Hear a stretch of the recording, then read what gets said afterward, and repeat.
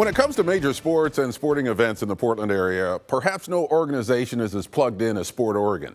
The leading advocate for major sporting events in the state, Sport Oregon has been instrumental in putting Oregon on the sporting map as the state's nonprofit sports economic development arm. Sport Oregon's CEO Jim Etzel has more than 3 decades of experience in sports, live events, sports marketing, and major sports partnerships. A native Oregonian, Etzel is a graduate of the University of Portland Pamplin School of Business and sits on the board of Travel Portland and Portland Metro Chamber. Jim Etzel, welcome to Eye on Northwest Politics. Thanks for having me here today, Ken. Yeah, big news from the last couple of weeks, the Blazers being put up for sale by Jody Allen and their group. What did you think when you heard that this is finally going to happen? Well, we've been saying for a while now that sports is having a moment in Portland and in the state, and this kind of adds to that, that it's not anything that surprises us. I mean, we all have known since 2018 that this day would come. Someone way smarter than me told me back in 2018 when I was first in his job, when he passed, we started to see that it was everything was in a trust in the state, and that there would be Paul Allen. Yes, of course. Exactly. Yeah. Thank you. And they said, in a state of this size, would take 7 to 12 years for the trustees to manage the outcomes. And that person told me that the last assets to be sold would be likely the Blazers and Seahawks.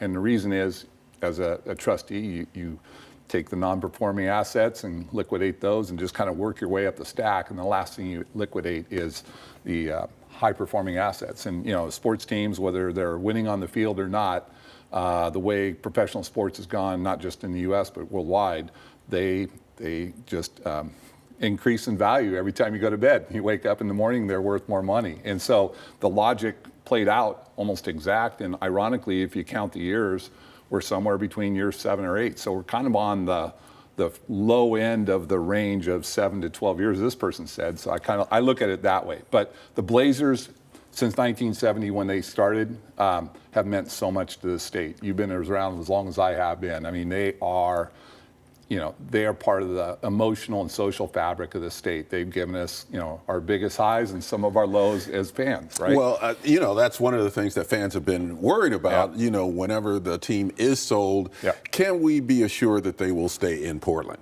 Well, I will say this, anything can happen. So, we're eyes wide open on this. But let's look at it this way. For 55 years, we've been a really solid NBA market. We're disadvantaged in market size, but we have always been a trailblazer in a lot of metrics with the Blazers through the decades. You go back to the 80s, and the Blazers led the league in radio and television revenues. They benchmarked how you brought broadcast in-house and created new revenue streams. We've had years of sellouts. Yeah, sellouts. Yeah. We know across the board sports ratings in this town and this state are phenomenal compared to national averages. Attendance records, all those things. Has the team gone through some struggles recently? Yes. I would say name a pro sports franchise, major market or small market, that hasn't had a decline and a rise again.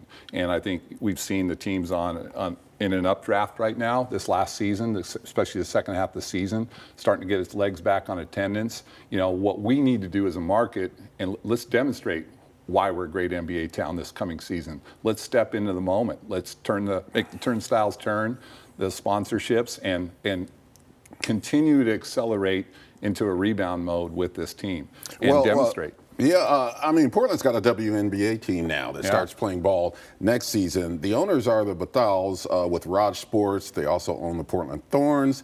They haven't ruled out a run at the Blazers. So is that a possibility, you think? Well, I'm trying to avoid, the rumor mill, but, it's an interesting, I like the way they responded to the question. So, it's going to be one of those deals where we're going to all sit and watch how this plays out over the next, 3 to 12 months. And that's a really interesting thought to have a group like that that's, come in with an investment in Portland in a pretty big way with first the Thorns and then the WNBA. The idea of being primary tenant at the Moda Center with both teams and not just a tenant as a WNBA is interesting. So we'll see. There's going to be a lot of interesting groups probably approach this thing. And we'll probably, on a monthly basis, hear about something new.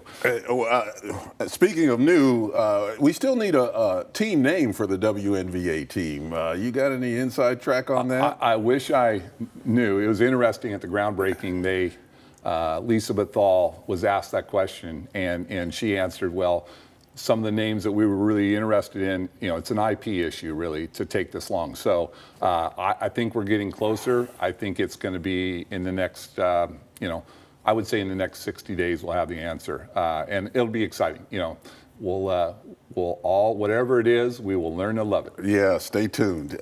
Well, the legislature is expected to approve $800 million in bonding to build a Major League Baseball stadium on the waterfront if we get awarded a team. Is getting a Major League Baseball team realistic for the city of Portland? It's realistic, but there's a lot of things that have to happen. Number one, you just mentioned it. We have to make it through the state legislature.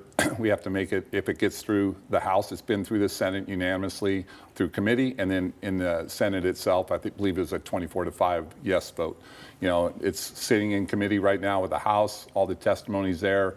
Hopefully in the next week or two, it can move out of committee and onto the House floor. If it gets through those two stages and it goes to the governor's desk and she signs it, then that is a massive step forward. But there's still quite a few boxes that need to be checked. I mean, whether it's continuing to make Zidell Yards site ready, shovel ready, there's a lot of work to be done there that the group's working on, to a lot of other things to queue us up, and once they check all those boxes, but the biggest one is the state funding, then we're in a position that baseball can take Portland seriously, and we can get in the queue and be considered as a viable city for expansion. And then it's up to baseball. They're going to come in here and do the deep dive on us and look at the story that the Portland Diamond Project and our community has built for why baseball in Portland. And then that's our at bat, and we're either going to hit a home run or we're going to strike out. But I really believe the fact that if we can get through the legislature and we can go check all those boxes and put ourselves in a position to have a compelling why to bring baseball to Portland, then that's a win. We got to think big as a community again, and this is thinking big. It's a stretch. But it's an attainable one if we can get everything to line up. Got 1 minute left here, and I know that Sport Oregon was instrumental in getting the 2030 Women's Final Four here to be played at the Moda Center. What impact do you think that'll have, and how did that happen? Well, the inspiration was the 2019 regional, when Sabrina and the Ducks, we were host city, set attendance records, and we said, why not Final Four next? And so we literally were in the middle, the NCAA was in the middle of a bid cycle. We injected ourselves into it. They said, welcomed us. We got into the Final Four for 2 sites. We didn't get it. But a year and a half later, a longer cycle opened up. Over 20 cities applied.